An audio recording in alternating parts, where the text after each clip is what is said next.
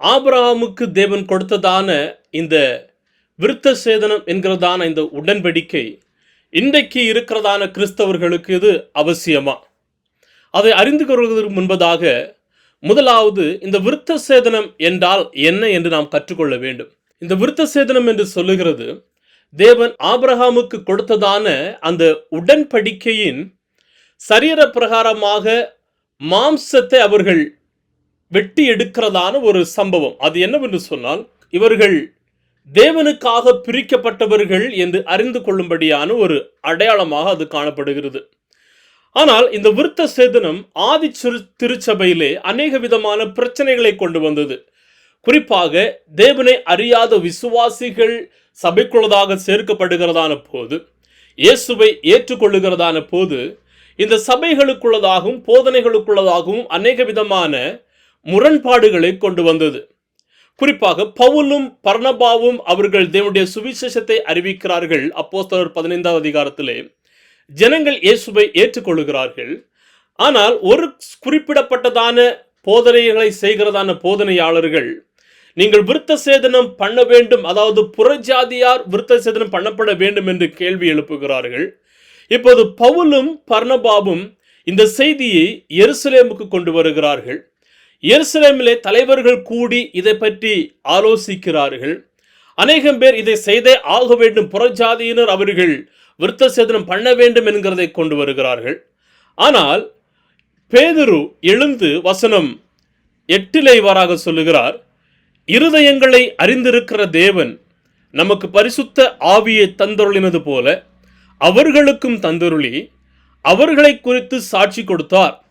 விசுவாசத்தினாலே அவர்கள் இருதயங்களை அவர் சுத்தமாக்கி நமக்கும் அவர்களுக்கும் யாதொரு வித்தியாசமும் இராதபடி செய்தார்.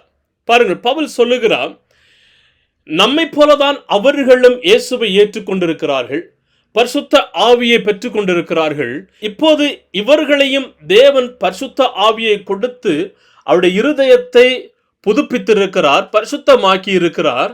எனவே இப்போது ஒரு விருத்த சேதனம் தேவையில்லை என்கிறதை பவுல் சொல்லும்போது ரோமருக்கு சொல்லுகிறார். பாருங்கள், ரோமர் 2 வசனம் 28 29, ஆதலால் புறம்பாக யூதனானவன் யூதன் அல்ல, புறம்பாக மாம்சத்தில் செய்யப்படும் விருத்த சேதனமும் விருத்த சேதனம் அல்ல, உள்ளத்திலே யூதனானவனே யூதன், எழுத்தின்படி உண்டாகாமல் ஆவியின்படி இருதயத்தில் உண்டாகும் விருத்த சேதனமே விருத்த சேதனம். பவுல் சொல்லுகிறார், சரீரத்திலே வெட்டுகிறது ஒரு விருத்த சேதனம் அல்ல, ஆனால் இருதயத்தில் எவன் சுத்தமுள்ளவனாக இருக்கிறானோ, இருதயத்தில் எவன் இந்த மரித்து உயிர்த்து எழுந்ததான இயேசுவை விசுவாசிக்கிறானோ அவனே விருத்த சேதனம் பண்ணப்பட்டிருக்கிறான் கிறிஸ்துவுக்குள்ளதாக என்று அவர் சொல்லுகிறார். பவுல் இன்னும் சொல்லும்போது சொல்லுவா பாருங்கள், கொலோசியர் 2 வசனம் 11 12, அல்லாமலும் நீங்கள் கிறிஸ்துவை பின்பற்றும் விருத்த சேதனத்தினாலே மாம்சத்துக்குரிய பாவ சரீரத்தை களைந்து விட்டதினால்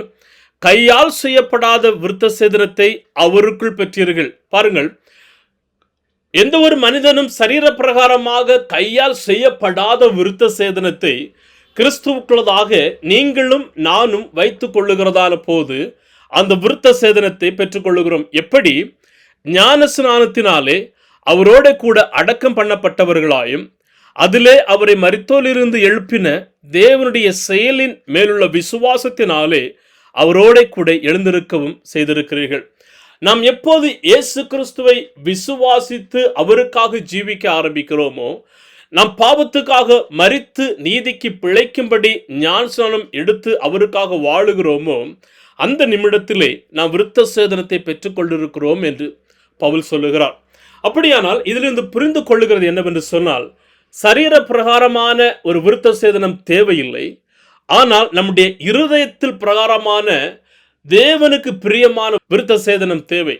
அது எப்படி என்று சொன்னால், அது நம்முடைய மாம்சத்தை வெட்டுகிறது அல்ல, மாறாக இந்த கிறிஸ்துவின் மீது நாம் வைத்திருக்கிறதான விசுவாசத்திலும் அவரை ஏற்றுக்கொள்ளுகிற தன்மையிலும் அவருக்காக நம்முடைய இருதயத்தை பரிசுத்தமாக்கி ஒரு பிரித்தெடுக்கப்பட்டதான ஒரு வாழ்க்கை வாழுகிறது நிமித்தமாக. இன்றைக்கு நமக்கு விருத்த சேதனம் தேவையா? ஆமாம், தேவை. ஆபிரகாமுக்கு கொடுத்ததான அந்த விருத்த சேதனம் அல்ல, ஆனால் கிறிஸ்துவுக்காக வாழுகிறதான அந்த பிரித்தெடுக்கப்பட்ட வாழ்க்கை நமக்கு தேவையாக இருக்கிறது. கலாத்தியர் 3:7 பார்க்கும்போது, ஆகையால் விசுவாச மார்க்கத்தார் எவர்களோ அவர்களே ஆபிரகாமின் பிள்ளைகளாக அறிவீர்களாக. தேவன் ஆபிரகாமுக்கு உடன்படிக்கையை கொடுக்கும்போது சொல்லுகிறார், உன்னுடைய சந்ததிகள் யாரெல்லாம் விருத்த சேதனம் பண்ணாமல் இருக்கிறார்களோ அவர்கள் இந்த சந்ததியை விட்டு அழித்து போடுவேன் என்று தேவன் சொல்லுகிறார். ஆனால் இப்போது நாம் எப்படி ஆபிரகாமுக்கு சந்ததியாக மாறி இருக்கிறோம்? வசனம் கலாத்தியர் 3:7 பிரகாரமாக விசுவாசம் உள்ளவர்களாக அந்த தேவனை விசுவாசிக்கிறதான போது நாமும் ஆபிரகாமின் பிள்ளைகளாக அறியப்படுகிறோம். வசனம் 29 சொல்லுது பாருங்கள், நீங்கள் கிறிஸ்துவினுடையவர்களானால் ஆபிரகாமின் சந்ததியாராயும் வாக்குத்தத்தத்தின்படியே சுதந்திரராயும் இருக்கிறீர்கள். பாருங்கள், அப்ப கிறிஸ்துவுக்குள்ளதாக நாம் வைத்திருக்கிறதான இந்த விசுவாசம், நம்பிக்கை, பரிசுத்தம், இது எல்லாமே நாம் பிரித்தெடுக்கப்பட்ட வாழ்க்கையை அது காண்பிக்கிறது. அதுதான் நம்மை கிறிஸ்துவுக்காக வாழ வேண்டும் என்கிறதான தன்மையும் குறிப்பிடுகிறது. எனவே சரீர பிரகாரமான விருத்த சேதனம் தேவையில்லை. கிறிஸ்துவுக்காக வாழ வேண்டும் என்று சொல்லுகிறதான அந்த வைராக்கியம் நமக்கு தேவையானதாக இருக்கிறது. ஆபிரகாமுக்கு கொடுக்கப்பட்ட சரீர பிரகாரமான சுத்திகரிப்பு கிறிஸ்துவில் நிறைவேறி அது மறுரூபமாக்கப்பட்டது. இன்றைக்கு தலைமுறையாக சரீர பிரகாரமான ஒரு சுத்திகரிப்பு கடைபிடிக்கப்பட வேண்டும் என்று சொல்லி தேவன் அழைக்கவில்லை. ஆனால் கிறிஸ்துவின் விசுவாசத்திலும் ஞானஸ்நானத்திலும் தேவனுக்கு அர்ப்பணிக்கப்பட்டதான இருதயத்துடனும் ஆவிக்குரிய உடன்படிக்கையாக வாழ வேண்டும் என்று சொல்லி தேவன் அழைக்கிறவராக இருக்கிறார்.